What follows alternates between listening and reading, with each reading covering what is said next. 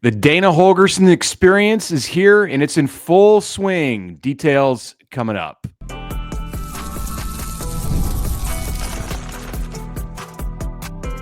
You are Locked On Nebraska, your daily Nebraska Cornhuskers podcast, part of the Locked On Podcast Network, your team every day.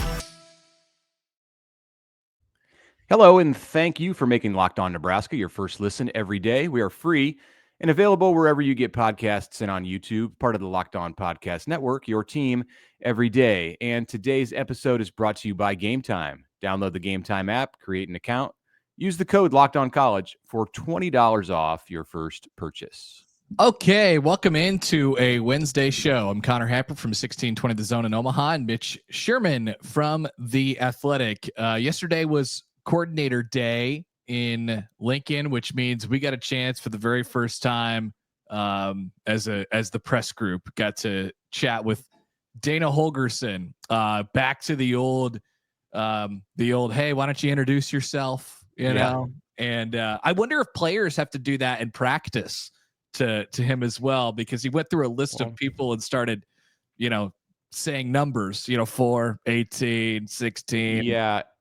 We should have been wearing numbers in the media, and he could have called us by our jersey numbers too. I was happy that he knew my name. I've talked to Dana before, met him before, used to cover the Big 12 in my ESPN days. I think he remembered me. You were the one, which is more than we can say for Isaiah Nair, Ja'Cory Barney, Carter Nelson, Jamal Banks, all players whose jersey numbers he used instead of first or last names. Yeah, so I think the media is a little bit further down the list, but that sort of underscores a little bit how wild it's been for the last couple weeks for Dana Holgorsen, who came in and basically, I thought Tony White actually put it pretty well when he spoke, and he was asked, "Hey, what's it been like working with Dana Holgorsen?"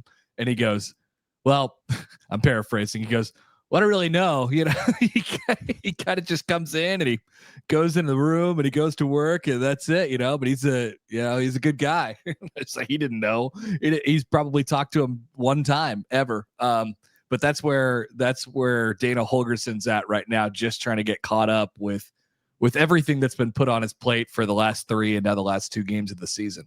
I wonder if Tony White feels like he's been driving around in this car with his dad, and he just got told to go sit in the back seat. And now he's sitting in the back seat, and like some other guys in the passenger seat, because Tony's been in the passenger seat from day one as the Nebraska defensive coordinator. And honestly, that's where his defense still belongs to be. But as far as the attention that's on these coordinators, it's all on Dana now. Like, we're going to talk about Dana for this whole show, and that's never been the case with Marcus Satterfield. I'm not saying that equates to more points or more wins, but from a personality standpoint, Dana, he just commands your attention much more than Nebraska's former OC. I want to get to that piece of it, but let's have Dana tell you about what these last couple weeks have been like since he's taken over at Nebraska. I didn't come here with the intention of being the offensive coordinator and the play caller. We didn't know what it was going to look like. He's just like, hurry up and get here, And so I got here and just started digging into it, and I think my job is to wake up and try to make it better every single day. He's pretty blunt. No nonsense. He's clearly, he said it right there. He said that Rhule told him to hurry up and get here. He also was asked basically, "Hey, why are you here?" And he said, "Because I was bored." And it was said, in kind of in jest, but pretty bluntly, like, I didn't like, I think he said at one point, I didn't really like what I was doing with TCU, which was not being a part of the game. He would go and be a part of their prep and come in for a couple of weeks at a time. And, he didn't have his hands dirty when he started the season. He started the season with TCU, and then he went on vacation for a few weeks. Yeah. So that tells you what his role was with Sonny Dykes in that program. That's a guy who doesn't need vacation, doesn't want vacation, is worse off on vacation. I want to know where he went. Yeah, me too. He probably had a miserable time wherever he went. Yeah, you hear him talk, and there's no filter. Like, and we'll get into that as this show goes on. But it's such a contrast to Rhule, because Rhule's filter, he will actually verbalize the fact that he's thinking about whether he wants to say this to you. Like, we've heard him a few times in the last couple of weeks say, yeah, I'm not sure if I have to be very measured and very careful in what I say. So, like, right, the wheels are turning in his head, and he's wondering, should I be critical in this moment? Like, we're on a losing streak. There's things I want to say, but I'm not sure. With Dana, there's none of that. It's like, if it comes into his head and he doesn't know 10 seconds before if he's going to be harsh toward a running back or a wide receiver, and he just says it. It comes out. Like, if you're talking to him on the street corner, it would be no different than in the interview room with 18 cameras pointed at him and everybody in the state of Nebraska dissecting his words. Like, that's the thing he's going to have to get used to. Like, he's coached at West Virginia and he's coached at Houston, and you're talking about power programs in this day, but it's still different as far as like the way that people are going to latch on to things that he says. And he talked about at one point, again, we'll play this clip, this player that he identified in practice. And there's no possible way that he understood at all, or probably still does not understand, the amount of conversation that's generated in the state of Nebraska over the last 18 hours. Yeah, it's really, really funny. No, but he doesn't care. That's the thing. Like, and that's, I think, part of the advantage that you get when you bring in a guy like this with, and fresh eyes, and he comes in and he gets the opportunity to take over the offense. Not just, he's not coming in as an analyst where it's like, hey, here's what you need to do, and you can work behind the scenes. No, I mean, he's responsible for the entire thing, and he has seemingly complete autonomy on what he does with the personnel. I mean, to a certain extent. I mean, Nebraska only has 2 games left in the season, and they got a few guys out there with 1 game played, and so he could use those guys freely as well and not have to worry about red shirts and stuff like that. But I think, the big picture here for him is he doesn't seem, he comes off like, and maybe this is part of the plan, like he comes off like he doesn't necessarily care about anybody's feelings. And I honestly think that there has been kind of too much feelings in this program. We talk too much about feelings. We talk way too much about feelings. So for him to come in and be like, hey, you guys are, good looking wide receivers. Why don't you fricking block? Like I love that. I think that's really refreshing. It does hit a nerve with Nebraska fans, like in a positive way. I don't know that it would have if Nebraska was 9-1, but then he wouldn't be here if Nebraska was 9-1. There's a bit of a scariness to it, because like this place that Nebraska's at in its trajectory as a program under Matt Rhule is so important. Like, this moment that he entered is just critical to the ability of Matt Rhule to be able to have success at Nebraska. And Dana's out there, like, you're not sure if he even cares about December. He cares about the next 2. He even said that. He goes, I don't know where I'm going to be in December. I don't know what this means for January. All I care about is going out and beating Wisconsin and then moving on to Iowa. And that's great. It's what you want to hear from your coach. But you wonder, like, okay, so what is his level of commitment to this? Because this is a move for Matt Rhule that, yeah, it's about this month, but like, he's got to fix Nebraska football moving forward. And there's really not much you can do other than get to a bowl game this month and generate some offseason momentum that fixes it in the big picture. Like, he wants Dana to be a part of that. And I don't know if Dana knows yet if he wants to be a part of that. Like, he's here. That's a good sign.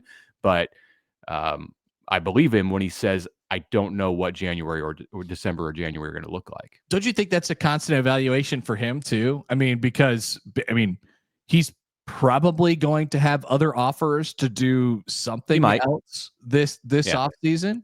He just has to decide, is this, the potential of this, better than whatever else comes along? I'm like, that's really interesting to me. Like, I think it'd be a huge bummer if he wasn't around to start next season for Nebraska fans. He was out after 3 games.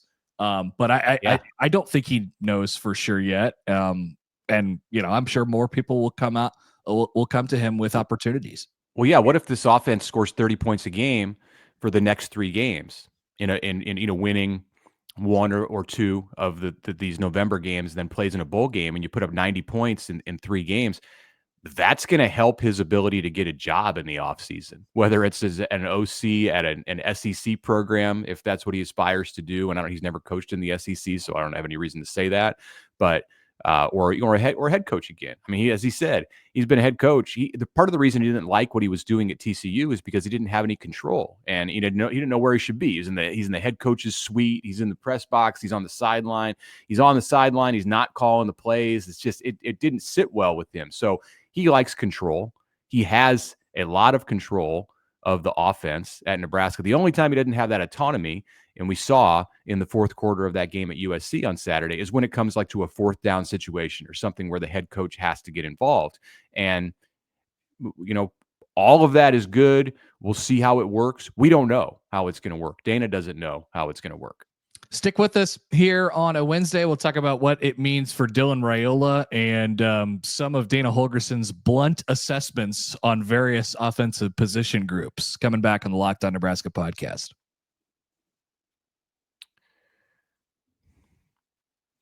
All right, it is Happer here for Mint Mobile. I love a great deal as much as the next guy, but I'm not going to crawl through a bed of hot coals just to save a few bucks. It's got to be easy. No hoops, no BS. So when Mint Mobile said it was easy to get wireless for $15 a month with the purchase of a 3-month plan, I called them on it. Turns out it was pretty easy. To get started, go to mintmobile.com/lockedoncollege, and you'll see that right now at mintmobile.com/college, 3-month plans are only $15 a month, including the unlimited plan.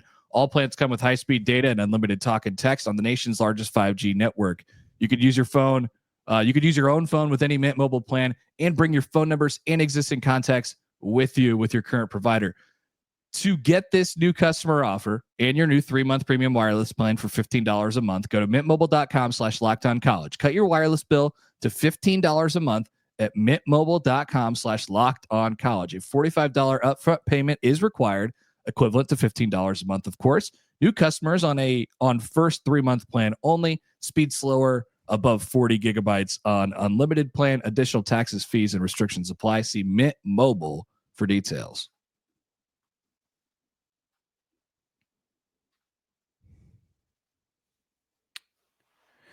Welcome back to the Locked On Nebraska podcast. It is a Wednesday in the middle of November. Getting cold out there, Connor. I stopped for coffee after the school drop-off today, and it felt like winter all of a sudden. It was 60 degrees yesterday, and it was raining, and it felt like fall, and now it feels like winter. So I'm not happy.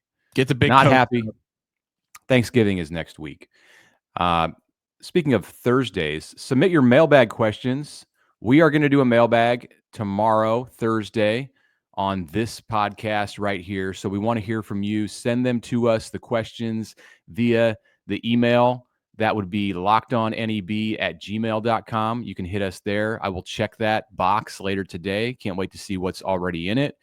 You can get us on Twitter at Mitch Sherman, at Connor Happer. You can also leave a question in the YouTube comments section. So go to YouTube if you're listening to this on Apple or Spotify or wherever you get podcasts. Check us out on YouTube. You can see us, and you can then ask a question in the comments section. We will get to that and answer everything on Thursday. All right, back to the Dana Holgorsen discussion from Tuesday in Lincoln. Specifically asked about Dylan Raiola, and that's one guy that who Dana does know by name on this Nebraska roster. He definitely has spent some time with Nebraska's freshman quarterback, has gotten to know Dylan, and he's been impressed. Like, if you watch Dylan on the field in the last few games, you might wonder, all right, well, hey, what's this guy gonna think? Like, obviously there's talent there, but Dylan has had struggles, and he's thrown interceptions, and he's missed throws, and he's held the ball too long. So I was curious how Dana Holgorsen was going to view that in his small window of being able to observe Nebraska football. And he said, quote, "How is this kid a freshman? He can process all this information as a freshman?" That was a question. So, yeah, he likes what he sees in Dylan, and that's a positive sign, because for this thing to work for both of them moving forward into December and beyond, they have to see eye to eye.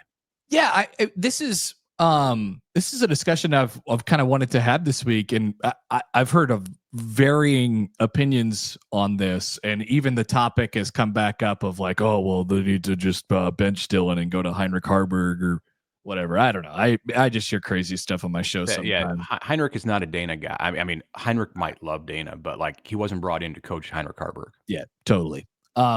But I thought on Saturday they took, maybe it was baby steps, maybe it was just a crawl, but I do think they took a step forward. Those, with the connection between Dana Holgorsen and Dylan Raiola, like there was just some stuff in there that was a little bit more crisp. Now Dylan is still like, think of Dylan almost as like a rehabbing, a guy coming off of a rehab from an injury or something like that. It's just, he kind of had been broken down and lost confidence, and we had seen him at this low point. I'm sighing. And I feel like that happened.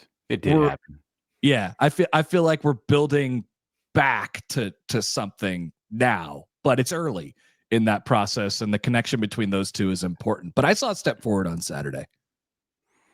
Yeah, right. I think so. His ability to get the ball out a little bit quicker, his ability to go through progressions, to do some of the things that I think Dana installed into hit some of the personnel that Dana liked in the offense. And I'm Janiron Bonner, like Dana Holgorsen, something hit with Holgorsen when it came to number 16 on the Nebraska roster. He might not know his name, but he knows at 16. I like him. I think he can do some things, and they targeted him as much in that game against USC as had occurred in the last 6 or 7 weeks combined. So that's a Holgorsen change. Some of the stuff that Nebraska was doing in the run game was a Holgorsen change. And yeah, I do think it resonated with Dylan, and you could see a little bit of a twinkle in Dylan's eye when he talked on Tuesday about his growing relationship with Holgorsen. Clearly he likes the fact that Dana has put a bunch of quarterbacks into the NFL, and he has a track record of real success with QBs. That's appealing to the freshman QB.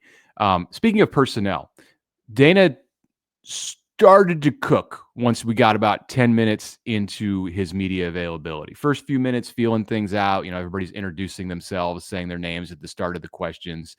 And then as he got comfortable on that stage, you started to see the real Holgorsen come out, like very, very blunt. And it started off in like a slow roll where he was talking about the running backs. And he said, he put his hands really far apart at the podium.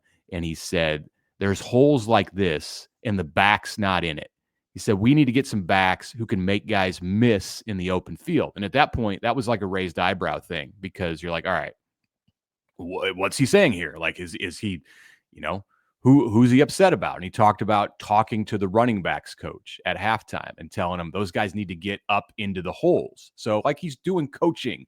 Like, this is fantastic. I think there were like some people in the back of the room who were like hallelujah from the rafters. These are things that I think we've wanted to hear. And it isn't all about what people say in press conferences, but if they're saying it out there in the public, like that those messages are at least getting across, probably in a even more blunt fashion in practice. So that's fantastic to see for a team that's lost 4 in a row and doesn't score points. Yeah, I was thinking about it as you were going on that, like it and by the way, I think it's really funny that Dana Holgorsen called EJ Barthel the running backs coach, because I don't think everybody's quite there yet. But he's right. Like, everybody's been saying this the entire year. Nebraska, it seemingly has the ability to run the ball. It's just when the holes are there, the running backs aren't hitting them fast enough or hitting them hard enough, or making the extra play. Like, I'm so happy to hear that, and we'll play the clip about the wide receivers in a couple minutes here. It's the same deal.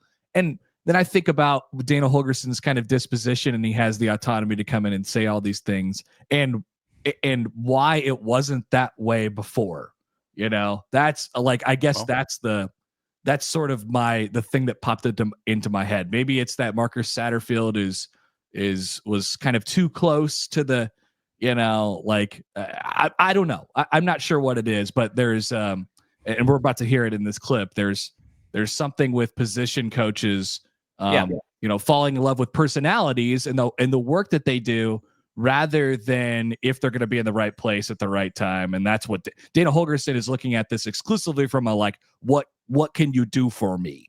And it's more transactional with him. With maybe the previous offensive coordinator, it was more this kind of like static moving thing. Yeah, let's play that one and get to him talking about position coaches and why having a new set of eyes on things can help. Here it is. I totally 100% believe that.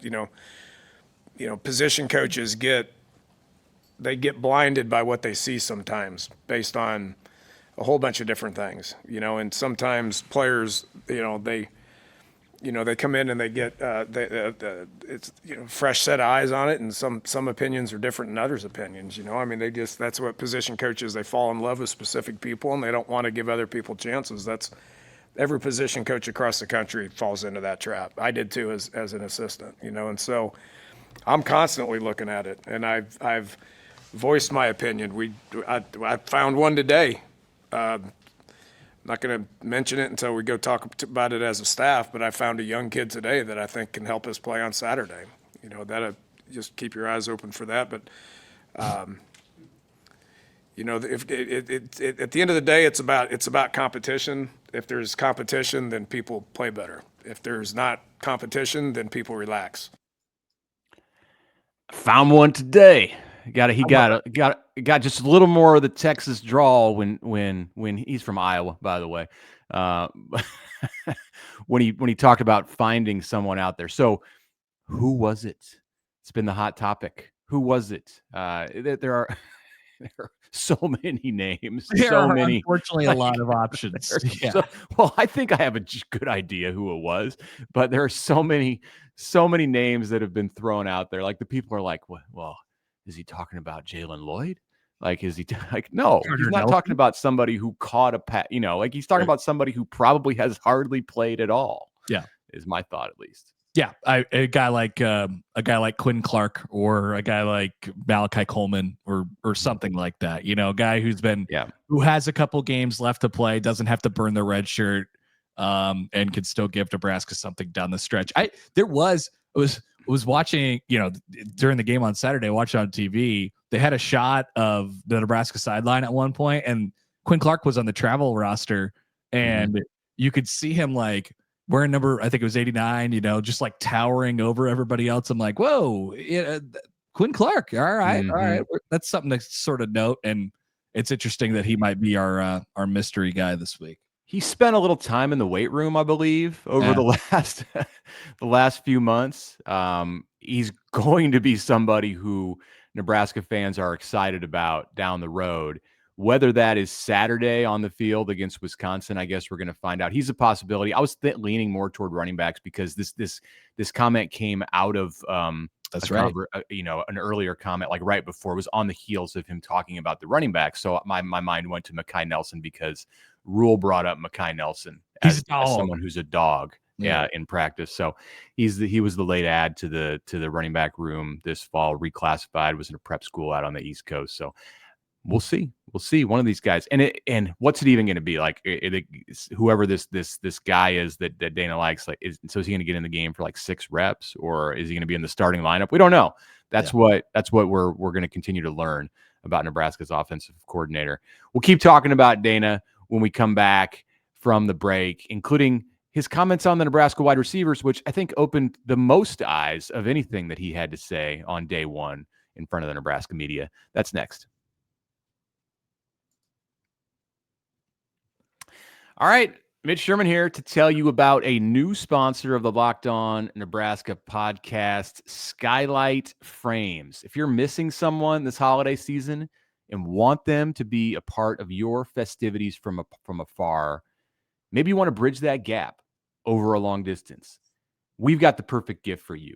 Skylight Frames is the touchscreen digital photo frame your whole family will love. You can upload thousands of photos with your phone and just watch them appear in seconds. Setup takes less than a minute. Invite friends and family to easily share photos via the free Skylight mobile app or on email. There's no account required, no subscription required. You add photos straight from your phone from anywhere. It takes one tap to send new photos to a frame across the country. What a surprise that would be for your relatives and friends who live across the country if they're sitting in their living room and all of a sudden a new photo of you or your loved ones shows up on their frame. It's the fastest way to keep everyone in the loop. They'll feel more connected to you. Satisfaction guaranteed. We're so confident you'll love Skylight. We offer a 120-day return policy. And now, as a special limited time offer for our listeners, get $20 off your purchase of a Skylight frame when you go to skylightframes.com/college. That's SKYLIGHTFRAME.com/college. Get $20 off your purchase now at skylightframe.com/college.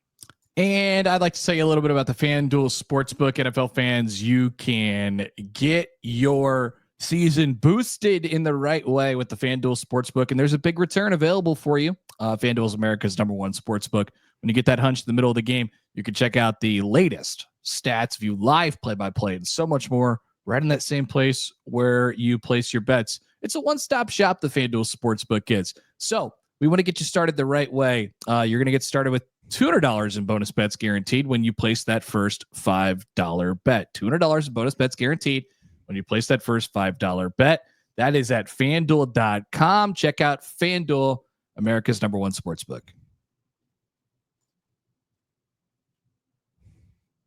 All right, welcome back. Connor Apper, Mitch Sherman with you. Once again, get those questions in for the mailbag show coming up tomorrow. We'll make our picks coming up Friday. Nebraska, Wisconsin in the I have no idea bowl. Line is flipped. Weeks. Line flipped. Badgers opened as a 1.5-point favorite. Now Nebraska's a 2.5-point favorite. I have no idea. OC change? It's probably going to be Phil Longo worth 4 points. I don't know. It could pretty much guarantee that it's going to be within 8 points, one way or the other. It's going to be a one-score game. You're with Matt Rhule. It's going to come down to the last possession. Yeah. That doesn't mean I'm approaching it conservatively, but I do think that'll be the result. Yeah. You know when Matt Rhule didn't say that the game was going to come down to the last possession? You know when that game was? Well, he didn't say it against Northern Iowa, but there's another Colorado. game. Yeah, Colorado. He thought Nebraska was going to win big. He went into that game extremely confident that Nebraska was going to win by 4 touchdowns. Yeah. And Huskers led 28-0 at halftime. I don't know. I'm just saying. They won by 18. He was right about that one. Well, I guess almost. All right. One more thing from Dana Holgorsen before we get out of here. So we've talked about his bluntness. And this is something that I've been trying to tell people all year. There's been a lot of conversation. So what's wrong? What's wrong with the offense? Well, the receivers don't get open. The receivers don't block, and the receivers don't get any separation and all of these things. And I keep trying to tell people, I do think Nebraska has good enough receivers. They were productive at the beginning of the season. But sometimes they don't 100% play like it. And sometimes Dylan Raiola misses them. So you've got this opportunity to get some fresh eyes in the situation. And here's Dana Holgorsen, and here's his evaluation of the wide receiver room. I thought they blocked well. That's the first thing I challenged them. I was like, guys, I said, you guys are fairly big kids. I know 17's not a big kid, but he's a tough kid. But there's good sized kids out there. 16, 18, 4. These guys, 29. These guys are big bodies. I'm like, why are you not blocking worth the crap on the perimeter? It's embarrassing. You got being a receiver. You think, they want touches. Throw me the ball. First thing I said to him, if you don't start blocking out there, then you're not going to get the ball thrown to you. And this past week, it was our best perimeter blocking of the season. I was very happy with those guys, and they're proud of it, because they worked hard on it for 2 weeks. Yep. 7, 14, 24, 22, 8, 9. I've never one time heard a coach refer to his own players by their jersey numbers. It's so funny. And that's obviously because he just got here. We've never one time had an offensive coordinator who was tasked to do an interview 1 week, 2 weeks, less than 2 weeks after he arrived and began to work with these players. Dana had come. Yeah. Dana had taken the job with him, Mitch. Yeah. Did he have a roster? Yeah. When he walked in, I was like, what's in his hand? And I kind of looked at it a little closer. It was a roster. But he didn't reference it at any time. He just went with no. the He number. should have been like 17. Barney Jacory Jr. Yeah, he's a good player. It's a tough player. It's cool. Like, hey, look, he is so much different than Matt Rhule in the way that he goes about this, in the way that he's going to go about coaching these guys and the stuff that he's going to say to them in meetings on the practice field. And I think it can be good. I think it can be something that benefits Matt Rhule, not to have a bunch of yes men who are doing what he wants. And I am not saying that he needs to blow up his coaching staff and change everything about the way that he's built this thing, but it's reached a point here with some stagnation, and Dana can be a force of change within this, in the way that the whole structure and power structure works. We heard Tony White on Monday. We haven't talked about Tony White really at all, or Dylan Raiola, or John Bullock, or the others who talked on Tuesday. Maybe we'll get some mailbag questions about those guys, and we can get into that on Thursday's show. But we heard Tony White get asked a question on Tuesday about the defensive backs and the struggles that they had in that game, and missing opportunities to create turnovers. And he was asked about coverages that didn't match up, and if you know, I think the suggestion was like, are you having issues in communication? And it's like some of this stuff with Coach Butler and the way that he coaches DBs, like, is it conflicting with what you're trying to do? And Tony shut it down immediately. He was like, absolutely not. He's like, what the head man wants, the head man gets. And if he wants us to work together and merge our two philosophies of defensive play, that is absolutely the right thing. Matt Rhule has earned the right by getting to this position, and with everything that he's done for me, and I'm talking like Tony White over the last couple of years, to tell me what to do, and I'm going to do it. And like, that works for Tony White generally. That isn't who Dana Holgorsen is. That's not what you're going to get with Dana Holgorsen for however long he's here working for Matt Rhule. Yeah, I'm excited to see what Dana does with personnel, and you know, as he goes through the evaluation of sort of what they have here. Can't wait to see what he sort of thinks and where he goes with some things, and maybe we see those changes sort of week by week as Nebraska tries to win one of or both of these next two. But honestly, like, Dana Holgorsen, what he is known for, aside from drinking Red Bull and a haircut, is he is one of the best play callers in the country. Mm-hmm. He is one of the most respected play callers in the country. He has been that for a really, really long time. He grades out as one of those people. It's not the scheme or the or the personnel or the this and the that. And obviously you have these really productive players as a result of this. But this guy, think about what he had to do to be able to call that game from the sideline on Saturday. You have to really, be thinking from a different mentality. And he does, so he just has that. And I just don't think Marcus Satterfield does or did. So I'm excited to see just what that change bluntly can mean as you stack games. And then obviously the personnel and what changes he might make. But gosh, I just think it's such an upgrade in play calling. And we've already seen a difference, I think, in one game, and I can't wait to see what game 2 looks like. Yeah, we're going to enjoy our Tuesdays with Dana. Hoping, just like from a selfish standpoint, that there's not just one more of these and it's just gonna be this like tiny short-lived chapter in Nebraska football history. But I was told by somebody who spent a lot of time around him and a lot of time around Texas that Dana is he's Mike Leach, just without the fun story time. You're not going to get like him talking about mascots or Halloween candy, but like otherwise all of the the thoughts flying in every direction, like that's what you're going to get with Holgorsen. And it makes sense. Like he's a Leach disciple. So the living embodiment of the late great Mike Leach has touched down in Nebraska, and we've now gotten one dose of what it's going to be about. So it'll be fun while it lasts. All right, that's it for our show. Thanks for making Locked On Nebraska your first listen today. For your second listen, go check out the Locked On Big Ten podcast. Craig, he puts the Big Ten first. Find the Locked On Big Ten podcast on YouTube and wherever you listen to podcasts.